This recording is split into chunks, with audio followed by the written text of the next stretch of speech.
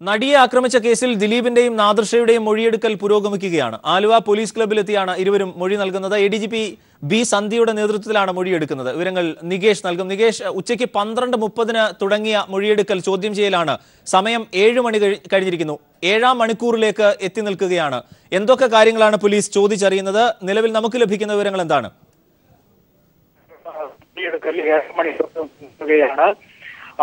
Aluva police ക്ലബിൽ ഇരുവരും മുമ്പായി മൊഴി രേഖപ്പെടുത്തുകയാണ്. ഈ വിഷയം സംസ്ഥാന പോലീസിന്റെ ഗൗരവത്തോടുകൂടിയ കാണുന്നതിനുള്ള ഏറ്റവും വലിയ തെളിവായി നമുക്ക് മൊഴിയെടുപ്പിനെ കാണാവുന്നതാണ്. വളരെ വിശദമായ രീതിയിൽ തന്നെയാണ് മൊഴിയെടുക്കൽ പുരോഗമിക്കുന്നത്. ADGP ബി സന്ധ്യ അതോടൊപ്പം തന്നെ ഈ കേസുമായി ബന്ധപ്പെട്ട് തുടക്കം മുതൽ അന്വേഷിക്കുന്ന അന്വേഷണ ഉദ്യോഗസ്ഥർ എല്ലാം തന്നെ മൊഴിയെടുപ്പിൽ ഈ ആലുവ പോലീസ് ക്ലബിലുണ്ട്.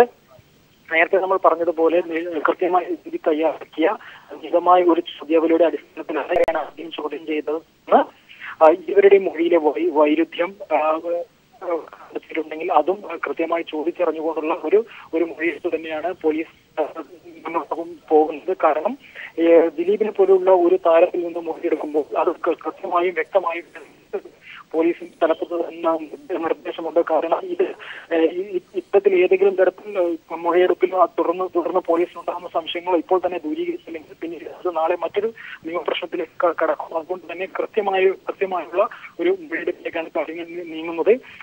അതുകൊണ്ട് തന്നെയാണ് ഇത്രയും ദീർഘമായ ഒരു മൊഴിയെടുപ്പ് നടക്കുന്നത്. അതോടൊപ്പം തന്നെ മറ്റൊരു പ്രധാനമായ കാര്യം, ദിലീപിന്റെ മാനേജർ അപ്പുണ്ണിയെയും ഇതിനിടയിൽ വിളിച്ചു വരുത്തി കാര്യങ്ങൾ ചോദിച്ചറിഞ്ഞിരുന്നു. അപ്പുണ്ണിയിൽ നിന്നും മൊഴിയെടുത്തിരുന്നു. ഏപ്രിൽ 20-ന് തനിക്ക് നടി ആക്രമിക്കപ്പെട്ടതുമായി ബന്ധപ്പെട്ട് തന്നെ ഭീഷണിപ്പെടുത്തുമ്പോഴും ചില ബ്ലാക്ക് ശ്രമിക്കുന്നുണ്ടോ എന്ന് ഒരു പരാതി നൽകിയിരുന്നു.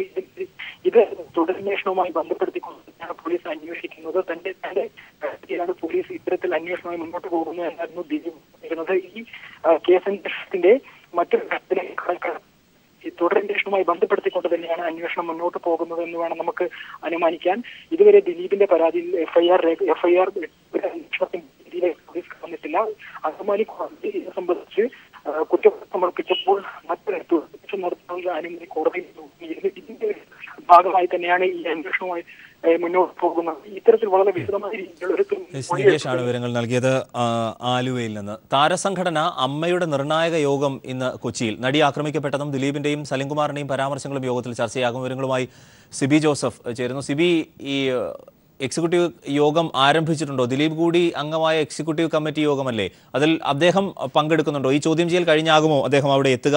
ഈ വിവാദ വിഷയങ്ങൾ ഒക്കെ പരിഗണിക്കുന്നുണ്ടോ? അജണ്ടയിലുണ്ടോ? അരുൺ, ഈ എക്സിക്യൂട്ടീവ് യോഗം കൊച്ചിയിലെ ക്രൗൺ പ്ലാസിലാണ്. അത് ആരംഭിച്ചിട്ടില്ല. ഇപ്പോൾ ഇങ്ങോട്ടേക്ക് ഓരോ എക്സിക്യൂട്ടീവ് അംഗങ്ങൾ എത്തുന്നേ ഉള്ളൂ. ഇപ്പോൾ എക്സിക്യൂട്ടീവ് അംഗത്തെ പ്രധാന മുഖമായ മമ്മൂട്ടി ഇവിടെ എത്തിയിട്ടുണ്ട്. അദ്ദേഹം ഈ ക്രൗൺ പ്ലാസിനുള്ളിലേക്ക് പ്രവേശിക്കുകയും ചെയ്തിട്ടുണ്ട്. വേറെ ആരും തന്നെ ഇവിടെ എത്തിയിട്ടില്ല. നമുക്ക് അറിയാൻ കഴിഞ്ഞത് ദിലീപ് വൈകിയാണെങ്കിലും ഇവിടെ എത്തും. ഇപ്പോൾ ആലുവയിൽ പോലീസ് ക്ലബിൽ ചോദ്യം ചെയ്യൽ തുടരുകയാണ്. അതിനുശേഷം വൈകിയാണെങ്കിൽ പോലും ദിലീപ് എത്തും എന്നുള്ളതാണ് നമുക്ക് അറിയാൻ കഴിഞ്ഞത്. എങ്കിൽ പോലും ദിലീപിന് വേണ്ടി ഇവിടെ എക്സിക്യൂട്ടീവ് യോഗത്തിലുള്ള എല്ലാ അംഗങ്ങളും വന്നു കഴിഞ്ഞാൽ കാത്തിരിക്കില്ല, യോഗം തുടരും. ആ യോഗത്തിനിടയിലേക്ക് ദിലീപ് ഇടയ്ക്ക് വരുമെന്നാണ് നമുക്ക് അറിയാൻ കഴിയുന്നത്. എന്തായാലും ദിലീപ് എത്തുമെന്ന് തന്നെയാണ് ഇപ്പോൾ നമുക്ക് ഇടവേള ബാബു ഉൾപ്പെടെയുള്ളവർ പറയുന്നത്. അത് തന്നെയാണ്. എന്തായാലും ആ യോഗത്തിൽ നാളെ നടക്കുന്ന ജനറൽ ബോഡി യോഗത്തിൽ തീരുമാനിക്കേണ്ട കാര്യങ്ങളായിരിക്കും പ്രധാന അജണ്ട. അതിൽ പ്രധാനമായും ഈ കൊച്ചിയിൽ നടിയെ ആക്രമിച്ച സംഭവം, അതിനെ ചുറ്റിപ്പറ്റിയുണ്ടായ സംഭവ വികാസങ്ങളും ദിലീപിന്റെ പരാമർശങ്ങളും അതോടൊപ്പം തന്നെ നടി രംഗത്ത് വന്നതും ഉൾപ്പെടെയുള്ള കാര്യങ്ങളും എല്ലാം തന്നെ ഇതിനകത്ത് ചർച്ചയാകുമെന്നുള്ളതിൽ സംശയമില്ല. എന്തായാലും ഇത് പ്രത്യേകിച്ച് 2 വനിതാ പ്രാതിനിധ്യവും ഈ എക്സിക്യൂട്ടീവിലുണ്ട്. രമ്യ നമ്പീശനും അതോടൊപ്പം തന്നെ കുക്കു പരമേശ്വരനാണ്. ഇവർ ഈ കാര്യം ഉന്നയിക്കുമെന്ന് നേരത്തെ തന്നെ അറിയിക്കുകയും ചെയ്തിട്ടുണ്ട്. ഇതുമായി ബന്ധപ്പെട്ടുകൊണ്ട് ദിലീപിന്റെ പരാമർശത്തിനെതിരെ ഇവർ രംഗത്ത് വരികയും ചെയ്തിരുന്നു. അതുകൊണ്ട് തന്നെ ഇവർ ഈ കാര്യം ഉന്നയിക്കും. ഇനി അഥവാ എക്സിക്യൂട്ടീവ് യോഗത്തിൽ ഒരു അജണ്ടയായി ഉൾപ്പെടുത്തിയില്ലെങ്കിൽ പോലും നാളെ നടക്കുന്ന പൊതു ജനറൽ ബോഡിയിൽ ഈ കാര്യങ്ങൾ ഇവർ ഉന്നയിക്കുമെന്നുള്ളതിൽ യാതൊരു സംശയവുമില്ല.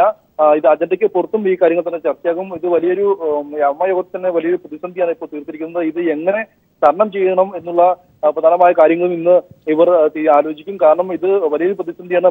ദിലീപ് എന്ന നടനും അതോടൊപ്പം തന്നെ നടിയും പ്രധാനപ്പെട്ട ഒരാൾ തന്നെയാണ്. അതുകൊണ്ട് ഈ രണ്ടുപേരെയും സംരക്ഷിക്കേണ്ടതും അതോടൊപ്പം തന്നെ രണ്ടുപേർക്കെതിരെയും കുറ്റം ചുമത്താനും പാടില്ലാത്ത ഒരു അവസ്ഥയിലാണ് അമ്മ യോഗം ഇപ്പോൾ അമ്മ താരസംഘടന ഉള്ളത്. അതുകൊണ്ട് തന്നെ ഈ സംഭവം ഉണ്ടായ ഉടനെ തന്നെ ഈ നടിക്ക് അമ്മ എല്ലാവിധ പിന്തുണയും പ്രഖ്യാപിക്കുകയും ചെയ്തിരുന്നു. എന്നാൽ കഴിഞ്ഞ ദിവസം ദിലീപിന്റെ പരാമർശം വളരെയധികം പ്രശ്നങ്ങൾ ഉണ്ടാക്കുകയും ചെയ്തു, പുതിയ വിവാദങ്ങൾ സൃഷ്ടിക്കുകയും ചെയ്തു. ഈയൊക്കെ സാഹചര്യത്തിൽ ഇതെല്ലാം ചർച്ച ചെയ്തേ മതിയാകൂ. അതുകൊണ്ട് തന്നെ ഈ കാര്യം നാളെ നടക്കുന്ന പൊതുയോഗത്തിൽ ചർച്ച ചെയ്യും.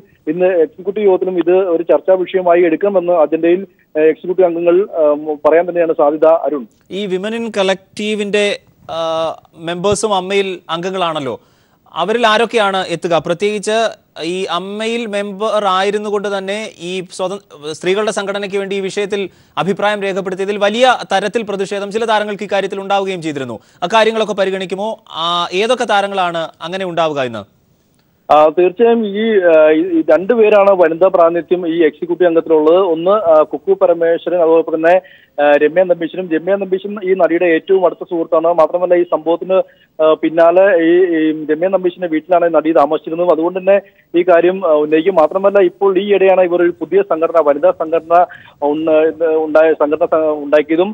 ഈ സംഘടന, വനിതാ സംഘടന, ഒരു പുതിയ വനിതാ സംഘടന വന്നതിനെതിരെ തന്നെ അമ്മയ്ക്ക് ഉള്ളിൽ തന്നെ ഒരു വലിയ ഭിന്നിപ്പുണ്ട്. ഇത്തരമൊരു സംഘടനയുടെ ആവശ്യമുണ്ടായിരുന്നോ എന്ന് പലരും ചോദിക്കുന്നുണ്ട്. എന്നാൽ അതോടൊപ്പം തന്നെ ഇന്നസെന്റ് ഈ കാര്യം വ്യക്തമാക്കിയത് ഇത് നല്ല കാര്യമാണെങ്കിൽ പോലും അമ്മയിൽ പുരുഷ മേധാവിത്വം ഇല്ല എന്നാണ്. എന്നാൽ പുരുഷ മേധാവിത്വം ഇല്ല എന്ന് പറയുമ്പോഴും സ്ത്രീകൾ അതിനകത്ത് തൃപ്തരല്ല എന്നതിന് തെളിവ് തന്നെയാണ് ഇവർ മറ്റൊരു സംഘടന ഉണ്ടാക്കിയതും. ഇവരുടെ പ്രശ്നങ്ങൾ മാത്രം പരിഹരിക്കുന്നതിന് വേണ്ടി അല്ലെങ്കിൽ ഇവരുടെ പ്രശ്നങ്ങൾ ഉന്നയിക്കുന്നതിന് വേണ്ടിയാണ് ഇവർ സംഘടന ഉണ്ടാക്കിയത്. അതുകൊണ്ട് ഈ സംഘടന ഉണ്ടാക്കിയതിനു ശേഷം നടക്കുന്ന ആദ്യത്തെ യോഗമായതുകൊണ്ട് തന്നെ ഈ വിഷയവും ചർച്ചാ വിഷയമാകും. അതുകൊണ്ട് തന്നെ ഈ ഒരു നടിയുടെ സംഭവമായതുകൊണ്ട് തന്നെ ഇവർ പ്രത്യേകിച്ച് ഇവരുടെ ആദ്യത്തെ ഒരു പ്രശ്നം തന്നെ ഇവർ വലിയ തോതിൽ തന്നെ ഉന്നയിക്കുമെന്നുള്ളത് സംശയമില്ല. ഈ കാര്യം ഇവർ ഉന്നയിക്കുമെന്ന് തന്നെയാണ് നമുക്ക് പറയാൻ കഴിയുക. അരുൺ, സിബി ജോസഫ് കൊച്ചിയിൽ നിന്ന് വിവരങ്ങൾ നൽകിയത്. മാധ്യമ വിചാരണയ്ക്ക് താൻ നിന്നുകൊടുക്കില്ല എന്ന് ദിലീപ്. പറയാനുള്ളത് കോടതിയോടും പോലീസിനോടും പറയുമെന്നും ദിലീപ് ആലുവയിൽ പറഞ്ഞു. ഒരു കാര്യം തുറന്നു പറയാം, ചിലരുടെ മാധ്യമ വിചാരകൾക്ക് ഇരിക്കാൻ എനിക്ക് നേരമില്ല. അപ്പോൾ അതുകൊണ്ട് വേറൊന്നും വിചാരിക്കരുത്. എനിക്ക് പറയാനുള്ളത് ഞാൻ പോലീസിനോടും കോടതിയോടൊക്കെ ഞാൻ നേരിട്ട് പറഞ്ഞോളാം. കാരണം എന്നെ പ്രതിയാക്കണം എന്ന് പറഞ്ഞിട്ട് കുറേ ആൾക്കാരെ ചുറ്റും ഒന്നും ചെയ്യാൻ പറ്റില്ല. അതുകൊണ്ട് കൂടുതൽ ഞാൻ സംസാരിക്കാൻ ഞാൻ കൊടുത്ത പരാതിക്ക് അനുസരിച്ചുള്ള മൊഴി കൊടുക്കാനാണ് ഞാനിപ്പോൾ പോകുന്നത്. ദയവേത് വളം തൊടിച്ചൊന്നും പറയുന്നത്. കഴിഞ്ഞ് വന്നിട്ട് ഞാൻ വരാം. ദിലീപിനെ ഭീഷണിപ്പെടുത്താൻ പൾസർ സുനി തനിക്ക് 2 ലക്ഷം രൂപ വാഗ്ദാനം ചെയ്തതായി പിടിയിലായ വിഷ്ണു പോലീസിന് മൊഴി നൽകി. ദിലീപിനെ ബ്ലാക്ക്മെയിൽ ചെയ്യാൻ ഗൂഢാലോചന നടത്തിയത് ജയിലിനുള്ളിൽ വെച്ചാണെന്നും വിഷ്ണു ചോദ്യം ചെയ്യലിൽ സമ്മതിച്ചു. ഇതിനെ തുടർന്ന് സുനിയെ കാക്കനാട് ജയിലിൽ പ്രത്യേക സെല്ലിലേക്ക് മാറ്റി. ഇതിനിടെ നടിയെ അപകീർത്തിപ്പെടുത്തുന്ന പ്രസ്താവന നടത്തിയവർക്കെതിരെ കേസെടുക്കാൻ പോലീസ് തീരുമാനിച്ചു. ദിലീപിനെ ബ്ലാക്ക്മെയിൽ ചെയ്യാൻ പൾസർ സുനി നടത്തിയ ശ്രമങ്ങൾ സംബന്ധിച്ച വിവരങ്ങളാണ് പോലീസിന് ലഭിച്ചത്. ദിലീപിനെ ഭീഷണിപ്പെടുത്താൻ സുനി തനിക്ക് 2 ലക്ഷം രൂപ വാഗ്ദാനം ചെയ്തതായി പിടിയിലായി വിഷ്ണു അന്വേഷണ സംഘത്തോട് പറഞ്ഞു. ഭീഷണിക്കത്ത് കൈമാറാനും ഫോൺ വിളിച്ച് ഭീഷണിപ്പെടുത്താനുമായിരുന്നു ഇത്. ദിലീപിന് കത്ത് കൈമാറാൻ കഴിഞ്ഞില്ലെന്നും ആ കത്താണ് പോലീസിന് പിന്നീട് നൽകിയതെന്നും വിഷ്ണു പറഞ്ഞു. ദിലീപിന്റെ മാനേജരെയും നാദിർഷയെയും വിളിച്ചത് താനല്ലെന്നും പൾസർ സുനി തന്നെയാണെന്നും വിഷ്ണു ചോദ്യം ചെയ്യലിൽ സമ്മതിച്ചു. ഈ ഗൂഢാലോചനകളെല്ലാം നടന്നത് ജയിലിനുള്ളിലാണെന്നും അന്വേഷണ സംഘം കണ്ടെത്തി. ഇതിനെ തുടർന്ന് ജയിലധികൃതർ പൾസറിനെ പ്രത്യേക സെല്ലിലേക്ക് മാറ്റി. സഹതടവുകാരുമായുള്ള സമ്പർക്കം ഒഴിവാക്കുന്നതിനായാണ് നടപടിയെന്ന് ജില്ലാ ജയിൽ അധികൃതർ അറിയിച്ചു. വിഷ്ണു പരോളിൽ ഇറങ്ങിയ ശേഷം സുനിയെ നിരന്തരം ജയിലിലെത്തി സന്ദർശിച്ചിരുന്നുവെന്നും വ്യക്തമായി. ഈ സാഹചര്യത്തിലാണ് ജയിലിൽ സുനിക്ക് കർശന നിയന്ത്രണങ്ങൾ ഏർപ്പെടുത്തിയത്. ഇതിനിടെ നടിയെ അപകീർത്തിപ്പെടുത്തുന്ന പ്രസ്താവന നടത്തിയവർക്കെതിരെ നടപടിയെടുക്കാനുള്ള തീരുമാനത്തിലാണ് പോലീസ്. നടിക്കെതിരെ പരസ്യമായും ഫേസ്ബുക്കിലൂടെയും രംഗത്തെത്തിയ പ്രമുഖർക്കെതിരെയാവും നടപടിയുണ്ടാവുക. ചലച്ചിത്ര താരങ്ങളായ ദിലീപ്, സലീം കുമാർ, അജു വർഗീസ് എന്നിവർക്കെതിരെയായിരുന്നു ഇത് സംബന്ധിച്ച പരാതി ഉയർന്നത്. ഇത്തരക്കാർക്കെതിരെ നിയമ നടപടി സ്വീകരിക്കുമെന്ന് പീഡനത്തിനിരയായ നടി കഴിഞ്ഞ ദിവസം വ്യക്തമാക്കിയിരുന്നു. News bureau, Kochi. നടിയെ ആക്രമിച്ച കേസിൽ പ്രതികരണങ്ങളുമായി സിനിമാ മേഖലയിൽ നിന്നും പുറത്തുനിന്നും നിരവധി പേർ രംഗത്ത് വന്നു. സംഭവത്തിൽ സർക്കാർ ഇരയ്ക്കൊപ്പമാണ് എന്ന് CPM സംസ്ഥാന സെക്രട്ടറി കോടിയേരി ബാലകൃഷ്ണൻ പറഞ്ഞു. അന്വേഷണം ശരിയായ ദിശയിലാണ് നടക്കുന്നത് എന്ന് ഇന്നസെന്റ് MP മാധ്യമങ്ങളോട് പ്രതികരിച്ചു. നടിയെ ആക്രമിച്ച കേസിൽ വിവാദങ്ങളും ആരോപണങ്ങളും ഉയരുന്ന സാഹചര്യത്തിലാണ് പ്രതികരണവുമായി പ്രമുഖർ രംഗത്തെത്തിയത്. നടിയെ ആക്രമിച്ച കേസിൽ അന്വേഷണം ശരിയായ ദിശയിൽ എന്ന് ഇന്നസെന്റ് MP മാധ്യമങ്ങളോട് പറഞ്ഞു. ഏകദേശം കാര്യങ്ങൾ മനസ്സിലാവുകയും അവർ സമ്മതിക്കുകയൊക്കെ ചെയ്തിട്ടുണ്ട്. പിന്നെ കേസിന്റെ മുകളിൽ വേറെ കേസും കാര്യങ്ങൾ. അപ്പോൾ ഇതൊക്കെ തീരേണ്ടത് കോടതിയിലാണ്. അങ്ങനെ കോടതിയിൽ ഒരു കേസ് നിൽക്കെ നമ്മൾ അയാൾ ചെയ്തത് ശരിയാണ് അല്ലെങ്കിൽ ഈ കുട്ടി പറഞ്ഞത് തെറ്റാണ് എന്നൊന്നും പറയുന്നത് ശരിയായിട്ടുള്ളൊരു വഴിയല്ല. നടിക്കെതിരായ ദിലീപിന്റെയും സലീംകുമാറിന്റെയും പരാമർശത്തിൽ മിതത്വം പാലിക്കണമായിരുന്നുവെന്ന് സിബി മലയിൽ. സലീംകുമാറിനെ പോലുള്ള ആൾക്കാരൊന്നും പറയാൻ പാടില്ല, സീനിയർ ആർട്ടിസ്റ്റുകളാണ്. അവർ ഒരുമിച്ച് പ്രവർത്തിച്ചവരൊക്കെയാണ്. അത്തരം കാര്യങ്ങളൊക്കെ നമുക്കും പൂർണ്ണമായിട്ട് എതിർപ്പുണ്ട്. അത്തരത്തിൽ എടുത്തുചാടിയുള്ളൊരു അഭിപ്രായ പഠനം ആരെയും വേദനിപ്പിക്കുന്നതാകരുത് എന്നുള്ള നിലപാടുകൊണ്ടാണ് നമ്മളെല്ലാം ഇക്കാര്യത്തിൽ മൗനം പാലിക്കുന്നത്. കുട്ടിയോടെ ഒന്നും നമുക്ക് സഹാനുഭൂതിയോ പിന്തുണയോ ഇല്ലാത്തത് കൊണ്ടല്ല. ആക്രമിക്കപ്പെട്ട നടിക്കെതിരെ നടൻ ദിലീപ് നടത്തിയ പരാമർശങ്ങൾ നിഗൂഢമെന്ന് വനിതാ കമ്മീഷൻ അധ്യക്ഷ MC ജോസഫൈൻ. നടിയെ ആക്രമിച്ചു എന്ന് പറയുന്ന വ്യക്തിയുമായി നേരത്തെ അവർ പരിചയമുണ്ടായിരുന്നു, അവർ സുഹൃത്തുക്കളായിരുന്നു എന്നൊക്കെ ദിലീപ് ഇന്നലെ ദിലീപിൻ്റെതായൊരു സ്റ്റേറ്റ്മെൻറ്റ് നമ്മളെല്ലാവരും കേൾക്കേണ്ടായി. ശക്തമായി അപലപിക്കേണ്ട ഒരു പ്രശ്നമാണ്. നടിയെ ആക്രമിച്ച സംഭവത്തിൽ സർക്കാർ ഇരയ്ക്കൊപ്പമെന്ന് CPIM സംസ്ഥാന സെക്രട്ടറി കോടിയേരി ബാലകൃഷ്ണൻ. ഗവൺമെന്റ് ഇരയുടെ കൂടിയായിരിക്കും. ഏത് സംഭവത്തിലായാലും ഇരകളെ സംരക്ഷിക്കുന്ന കാര്യത്തിലാണ് LDF ഗവൺമെന്റ് പ്രതിജ്ഞാബദ്ധമായി പ്രവർത്തിക്കുന്നത്. ഈ കാര്യത്തിലും അത് തന്നെയാണ് ഗവൺമെന്റ്. News desk. ഇടുക്കി ജില്ലയിലെ ഭൂമി പ്രശ്നത്തിൽ സർക്കാർ എടുത്ത തീരുമാനങ്ങൾ സമയബന്ധിതമായി നടപ്പാക്കണം എന്നാവശ്യപ്പെട്ട് ഇടുക്കിയിലെ LDF നേതാക്കൾ മുഖ്യമന്ത്രി പിണറായി വിജയനെ കണ്ടു. നിവേദനം നൽകി. പട്ടയമേള നടത്തി 1 മാസമായിട്ടും അനുബന്ധ ഉത്തരവുകൾ ഇപ്പോഴും ഇറങ്ങിയിട്ടില്ല. ഇക്കാര്യത്തിൽ മുഖ്യമന്ത്രിയുടെ സത്വര ഇടപെടൽ ഉണ്ടാകണമെന്ന് നിവേദനത്തിൽ നേതാക്കൾ ആവശ്യപ്പെട്ടു. ഇടുക്കി ജില്ലയിലെ ഭൂപ്രശ്നങ്ങൾ സംബന്ധിച്ച് മാർച്ച് 27 എടുത്ത യോഗ തീരുമാനങ്ങൾ ഉത്തരവുകളായി പുറത്തിറക്കുന്നതിന് കാലതാമസം നേരിടുകയാണ്. ഇതിന് അടിയന്തരമായി പരിഹാരം കാണണം. 1964 ഭൂമി പതിവ് ചട്ടങ്ങൾ പ്രകാരം പതിച്ചു നൽകിയ ഭൂമി കൈമാറ്റം ചെയ്യുന്നതിനുള്ള വ്യവസ്ഥകളിൽ ഭേദഗതിയും വ്യക്തതയും വരുത്തി പുതിയ ഉത്തരവിറക്കണമെന്നും നേതാക്കൾ മുഖ്യമന്ത്രിയോട് അഭ്യർത്ഥിച്ചു. പട്ടയം നൽകുന്നതിനുള്ള വരുമാന പരിധി എടുത്തുകളയാൻ തീരുമാനിച്ചിരുന്നുവെങ്കിലും ഉത്തരവ് ഇതുവരെ ഇറങ്ങിയിട്ടില്ലെന്നും നേതാക്കൾ മുഖ്യമന്ത്രിയെ ധരിപ്പിച്ചു. കെട്ടിട നിർമ്മാണ ചട്ടം പരിഷ്കരിച്ച് മൂന്നാറിന് മാത്രമായി നിയമനിർമ്മാണം നടത്താൻ തീരുമാനിച്ചുവെങ്കിലും നടപടികളുണ്ടായില്ലെന്നും നിവേദനത്തിൽ ചൂണ്ടിക്കാട്ടുന്നു. ഉപാധിരഹിത പട്ടയം നൽകുന്നതിന് ഉപാധികൾ നീക്കം ചെയ്ത് പുതിയ ഫോമിൽ പട്ടയം നൽകുന്നതിന് പട്ടയമേള ദിവസം സാധിച്ചിരുന്നില്ല. ഇക്കാര്യം അടിയന്തരമായി നടപ്പാക്കണമെന്ന് മുഖ്യമന്ത്രി നിർദ്ദേശിച്ചിരുന്നുവെങ്കിലും തുടർ നടപടി ഉണ്ടായില്ലെന്നും നേതാക്കൾ ചൂണ്ടിക്കാട്ടി. KK Sivaraman, KK Jayachandran, Anil Koovaplakkal, Johnny Cheruparambil, Scaria Thomas എന്നിവരാണ് നിവേദനം നൽകിയത്. അതേസമയം ദേവികുളം സബ് കളക്ടറെ മാറ്റണമെന്ന് ആവശ്യപ്പെട്ടിട്ടില്ലെന്ന് CPIM സംസ്ഥാന സെക്രട്ടറി കോടിയേരി ബാലകൃഷ്ണൻ പറഞ്ഞു. അത്തരത്തിലുള്ള പ്രചാരണങ്ങൾ അടിസ്ഥാനരഹിതമാണെന്നും അദ്ദേഹം വ്യക്തമാക്കി. CPM അങ്ങനെ ഒരു നിർദ്ദേശം ഇതുവരെ മുന്നോട്ട് വെക്കാത്തത് കൊണ്ട് തന്നെയാണ് അദ്ദേഹത്തെ മാറ്റാത്തത്. മൂന്നാർ വിഷയം ചർച്ച ചെയ്യാൻ മുഖ്യമന്ത്രി വിളിച്ചിരിക്കുന്ന യോഗത്തെക്കുറിച്ച് CPIക്ക് അറിയില്ലെന്നും മുഖ്യമന്ത്രിയുടെ ഓഫീസിൽ വിളിക്കുന്ന യോഗങ്ങളെക്കുറിച്ച് CPI എന്തിന് പരാതി പറയണമെന്നും സംസ്ഥാന സെക്രട്ടറി കാനം രാജേന്ദ്രൻ പറഞ്ഞു. ഞങ്ങളെ അങ്ങനെ ഒരു യോഗത്തിന് വിളിച്ചിട്ടില്ല. അങ്ങനെ ഒരു യോഗത്തെക്കുറിച്ച് ഞങ്ങൾക്ക് അറിയില്ല. CPIക്ക് എന്തിനാ പരാതി? മുഖ്യമന്ത്രിയുടെ ഓഫീസ് യോഗം വിളിക്കുന്നതിന് CPI എന്തിനാ പരാതി പറയുന്നത്? അങ്ങനെ ഒരു ആവശ്യം സാധാരണഗതിയിൽ ഒരു രാഷ്ട്രീയ പാർട്ടി ഉന്നയിക്കാറില്ല. News bureau, Thiruvananthapuram. ഇന്ത്യയിൽ ന്യൂനപക്ഷങ്ങൾക്ക് നേരെ നടക്കുന്ന അതിക്രമങ്ങൾക്കെതിരെ വിവിധ നഗരങ്ങളിൽ നോട്ട് ഇൻ മൈ നെയിം എന്ന പേരിൽ വൻ പ്രതിഷേധ റാലികൾ നടക്കുകയാണ്. ദില്ലിയിൽ നിന്നും വിവരങ്ങളുമായി മനുശങ്കർ ചേരുന്നു. മനു, ഫേസ്ബുക്ക് #, ക്യാമ്പയിനിൽ നിന്നാണ് ഈ വലിയ പ്രതിഷേധ കൂട്ടായ്മ ഉണ്ടായിട്ടുള്ളത്. ഇന്ത്യയിൽ 5 പ്രധാന നഗരങ്ങളിൽ എങ്ങനെയാണ് ജന്തർ മന്ദറിലെ നിലവിലെ പ്രതിഷേധം?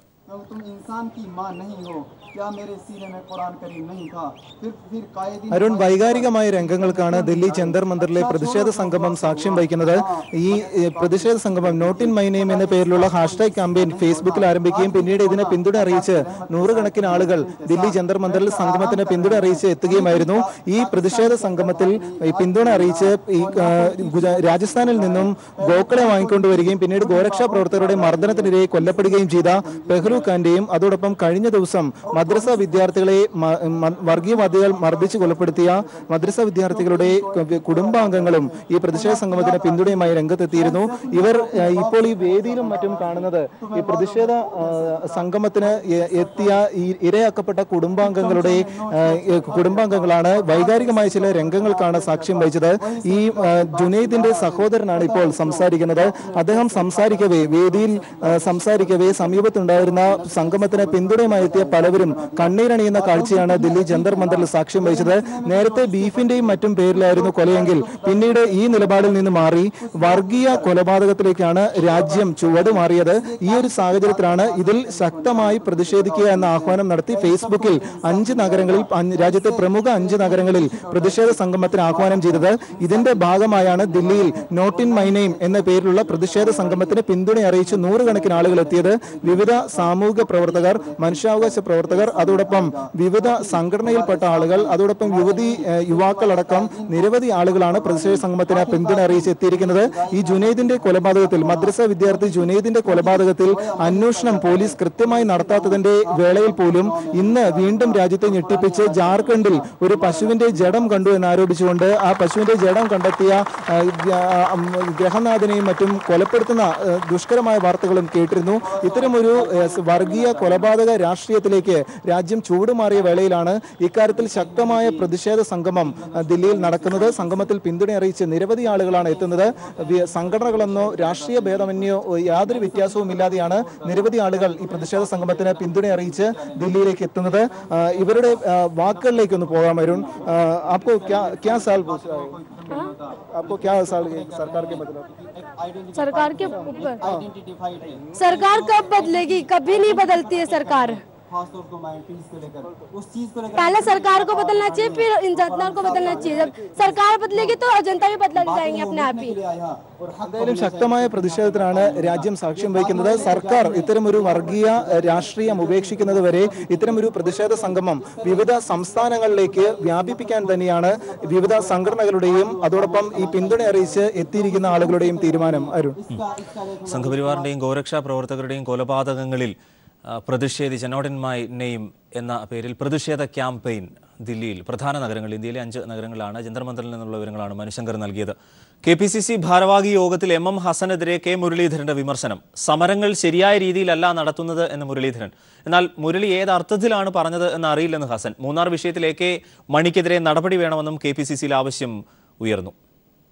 KPCC ഭാരവാഹി യോഗത്തിലാണ് K മുരളീധരൻ കോൺഗ്രസ് നേതൃത്വത്തെ വിമർശിച്ചത്. സർക്കാരിനെതിരെ പാർട്ടിയും UDF നടത്തുന്ന സമരങ്ങൾക്ക് ശക്തി പോരാ.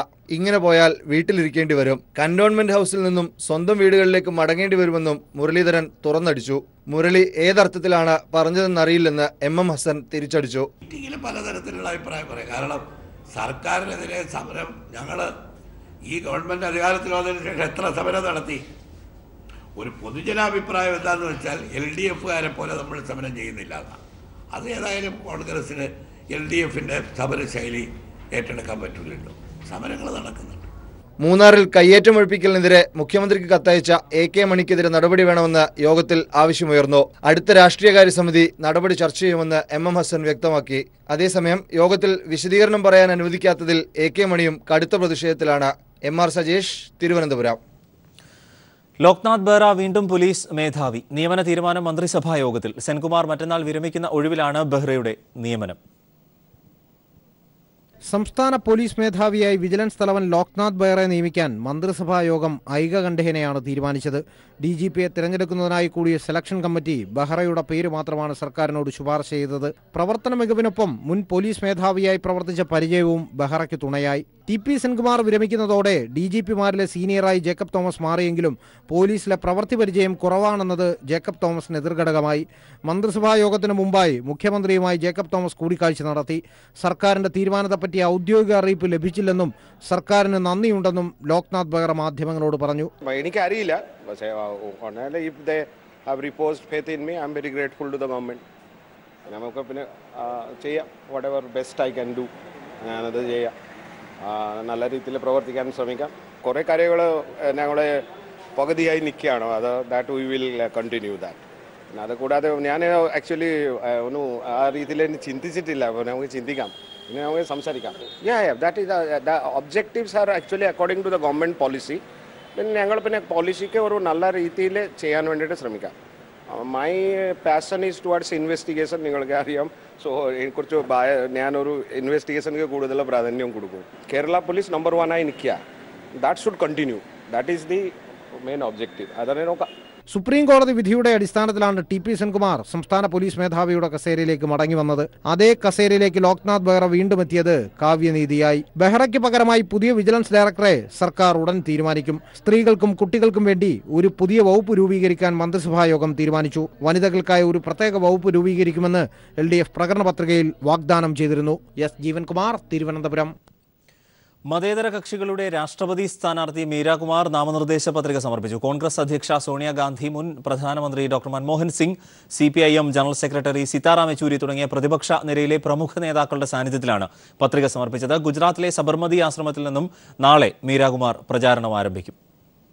NDA വിരുദ്ധ ചേരിയിലെ രാഷ്ട്രീയ കക്ഷികളുടെ ശക്തിപ്രകടന വേദി കൂടിയായിരുന്നു മീരാകുമാറിന്റെ പത്രികാ സമർപ്പണം. പിന്തുണയ്ക്കുന്ന 17 പ്രതിപക്ഷ പാർട്ടികളുടെ പ്രമുഖ നേതാക്കൾ മീരാകുമാറിനൊപ്പം പത്രിക സമർപ്പണത്തിനെത്തി. 4 സെറ്റ് പത്രികകളാണ് ലോക്സഭാ സെക്രട്ടറി ജനറലിന് മുമ്പാകെ സമർപ്പിച്ചത്. ഗാന്ധിജിയുടെ സമാധി സ്ഥലമായ രാജ്ഘട്ടിൽ പുഷ്പാർച്ചന നടത്തിയതിനു ശേഷമാണ് മീരാകുമാർ പത്രിക സമർപ്പിക്കാനെത്തിയത്.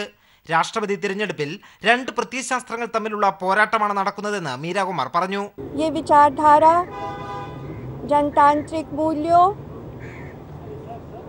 समावेशी समाज का निर्माण, प्रेस की आज़ादी, अभिव्यक्ति की आज़ादी, गरीबी का अंत, पारदर्शिता, जाति पाति का विनाश, इन सब मूल्यों पर आधारित ये विचारधारा है. മഹാത്മാഗാന്ധി നടത്തിയ പോരാട്ടത്തിന് സമാനമാണ് ഇപ്പോൾ നടക്കുന്ന പോരാട്ടമെന്നും മീരാകുമാർ കൂട്ടിച്ചേർത്തു. ഗുജറാത്തിലെ സബർമതി ആശ്രമ സന്ദർശനത്തോടെ മീരാകുമാർ പ്രചരണം ആരംഭിക്കും. പ്രത്യയശാസ്ത്ര പോരാട്ടമായാണ് ഇത്തവണത്തെ രാഷ്ട്രപതി തിരഞ്ഞെടുപ്പിനെ പ്രതിപക്ഷം കാണുന്നത്. ഒപ്പം തന്നെ പ്രതിപക്ഷ ഐക്യം ശക്തിപ്പെടുത്താനുള്ള അവസരമായും ഉപയോഗിക്കുന്നു. പാർലമെന്റിന് മുന്നിൽ നിന്നും cameraman Gopi കടവള്ളൂരിനൊപ്പം M. Santhosh.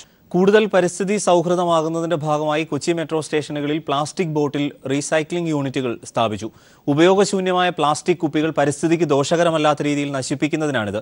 Plastic ബോട്ടിലുകൾ മെഷീനുകളിൽ നിക്ഷേപിക്കുന്നവർക്ക് ഡിസ്കൗണ്ട് കൂപ്പണുകളും ലഭിക്കും. തെരഞ്ഞെടുക്കപ്പെട്ട മെട്രോ സ്റ്റേഷനുകളിലാണ് മെഷീനുകൾ സ്ഥാപിച്ചിരിക്കുന്നത്. ഉപയോഗശൂന്യമായ പ്ലാസ്റ്റിക് കുപ്പികൾ ഇതിൽ നിക്ഷേപിക്കാം. അപ്പോൾ മെഷീനിൽ നിന്നും കൂപ്പണുകൾ പുറത്തുവരും. വ്യാപാര സ്ഥാപനങ്ങളിൽ ഈ കൂപ്പണുകൾ നൽകിയാൽ വിലക്കിഴിവ് ലഭിക്കും. കൊച്ചി മെട്രോയെ കൂടുതൽ പരിസ്ഥിതി സൗഹൃദമാക്കുകയാണ് ലക്ഷ്യമെന്ന് KMRL MD ഏലിയാസ് ജോർജ് പറഞ്ഞു. ഞങ്ങളുടെ പ്രതീക്ഷ എന്താണെന്ന് വെച്ചാൽ പുറത്ത് വെച്ചതുകൊണ്ട് പലരും ഈ പ്ലാസ്റ്റിക് ബോട്ടിൽസ് അവിടെ വലിച്ചെറിയുന്നതിന് പകരം ഇവിടെ കൊണ്ടുവന്ന് ഇത് റീസൈക്കിൾ ചെയ്യുകയും അതിന്റെ ഫലമായിട്ട് നല്ലൊരു ഡിസ്കൗണ്ട് പല കടകളിൽ കിട്ടുകയും ചെയ്യും. ഇതൊരു വിൻ വിൻ മോഡലാണ്. കേരളത്തിലെ മറ്റുള്ള സ്ഥാപനങ്ങളും ഈ കൊച്ചി മെട്രോയുടെ മോഡൽ അനുകരിച്ച് എല്ലായിടത്തും ഇത്തരത്തിലുള്ള റീസൈക്ലിംഗ് ഫെസിലിറ്റീസ് ഉണ്ടാക്കുമെന്നുള്ള പ്രതീക്ഷയിലാണ്. ഇപ്പോൾ ട്രാൻസ്ജെൻഡേഴ്സ് ഞങ്ങൾ ചെയ്ത മാതിരി ഇതൊരു ഫ്ലാഗ്ഷിപ്പ് പ്രോജക്റ്റാണ്. ഇത് അനുകരിച്ച് എല്ലാ എസ്റ്റാബ്ലിഷ്മെന്റ്സിലും കേരളത്തിൽ ഇതുപോലെ വരട്ടെ എന്ന് പ്രത്യാശിക്കുകയാണ്. കോർപ്പറേറ്റ് റെസ്പോൺസിബിലിറ്റി പദ്ധതി പ്രകാരം സൗത്ത് ഇന്ത്യൻ ബാങ്കാണ് മെഷീനുകൾ വാങ്ങി നൽകിയത്. South Indian bank CEO VG Mathew. We are extremely proud and privileged to have been associated with Kochi Metro for this particular initiative. Palarivattom സ്റ്റേഷനിൽ പദ്ധതിയുടെ ഉദ്ഘാടനം KMRL MDയും സൗത്ത് ഇന്ത്യൻ ബാങ്ക് CEOയും ചേർന്ന് നിർവഹിച്ചു. ആദ്യഘട്ടമായി 3 സ്റ്റേഷനുകളിലാണ് പദ്ധതി നടപ്പിലാക്കുക. തുടർന്ന് മറ്റ് സ്റ്റേഷനുകളിലേക്കും പദ്ധതി വ്യാപിപ്പിക്കും. News bureau, Kochi.